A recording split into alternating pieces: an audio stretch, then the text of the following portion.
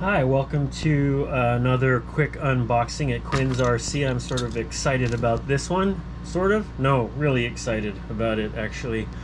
I don't know if you guys are like me, but I spend an inordinate amount of time with a flashlight looking under my workbench for little black screws.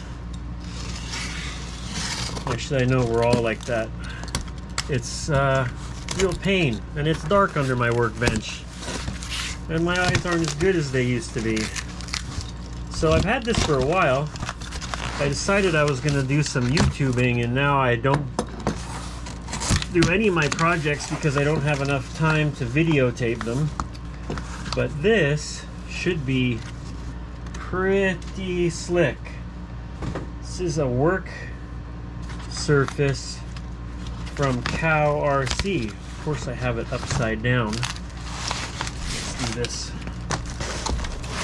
And I can't wait to see it because I hope it's gonna, ooh, that's pretty nice. It's gonna help me stay up off of the floor searching for screws, because the entire surface, it's nice and thick too, is magnetic. Now CowRC has lots of other sorts of equipment and fluids and stuff, but this is a thing that really got my attention. Let's see. Well, yeah, if I drop it, it is not going anywhere. Very nice.